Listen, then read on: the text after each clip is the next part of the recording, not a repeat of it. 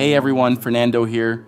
In today's video, I'm going to walk you through my sketching process and show you how I draw a custom character from scratch. Since I'm running a zodiac series, today I'll be showing you how to draw a Capricorn woman.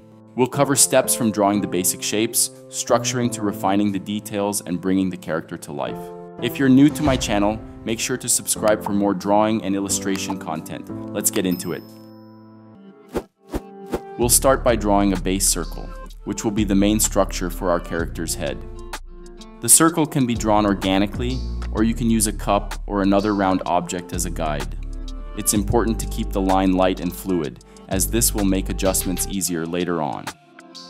Next, I'll divide the circle with a vertical and a horizontal line to help center the facial features.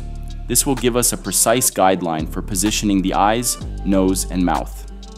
Keeping symmetry here is essential. Now, using half of the circle's size, I draw a line below to mark the chin's position. This ensures the face has correct proportions. It's useful to use a ruler or measure with a pencil for precision.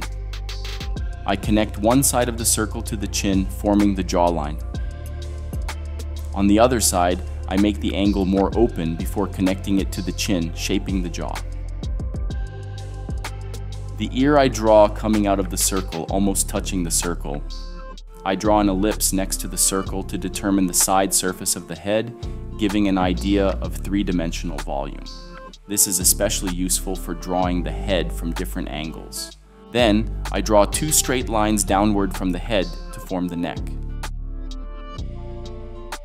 To define the shoulder, I draw a line extending from the neck and ending in a small circle.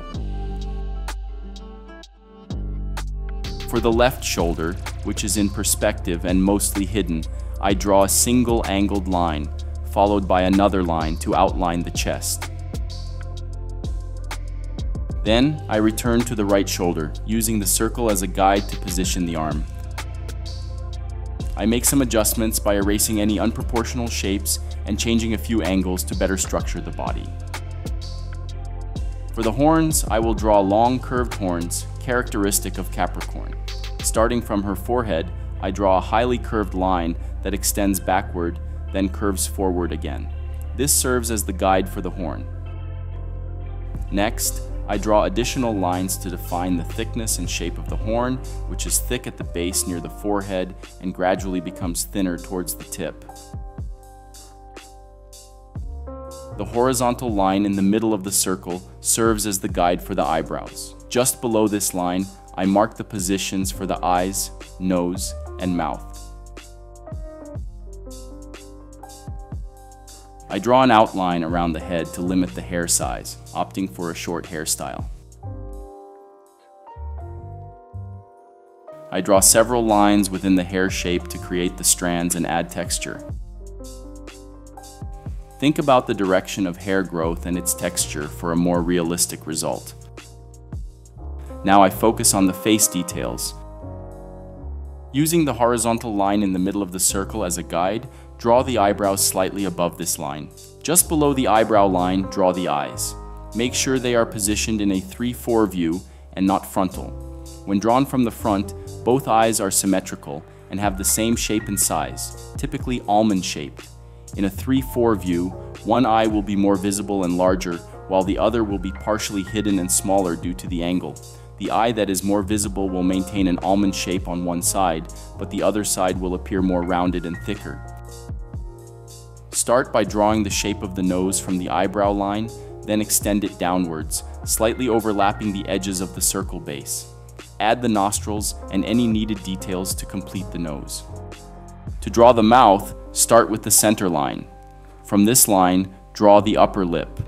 The side of the upper lip closest to the viewer will be more defined and larger, while the far side will appear shorter and less detailed due to the perspective. Then, draw a simple line to define the lower lip. Finally, close the side of the head that was previously erased. I wasn't satisfied with the result, so I erased the mouth and remade it, following the same concept until I achieved a harmonious look. I spent a good amount of time adjusting proportions and adding small facial details to make the lips more realistic and balanced. I noticed that the eye in the front was too big and too close to the center, so I resized it and moved it slightly to the side. Additionally, I added some small shading effects to give the face more depth and a more realistic appearance. I add the character's clothing, such as the shirt, making sure it fits well to the body and follows the anatomy. After drawing the clothing, I begin adding the armor. I focus on the main parts, such as the chest plate and shoulders, and then move on to the smaller details. I spend a good amount of time adjusting the proportions and symmetry to ensure everything looks harmonious. Throughout the process, I make fine adjustments to the details, like the textures of the armor and clothing, facial expressions, wrinkles, and other elements that add realism and improve the sketch. By doing this naturally and instinctively, the overall composition is enhanced. At this stage, I was quite free and unsure about the exact type of armor to create. I started adding some random textures to see if they would fit well with the drawing.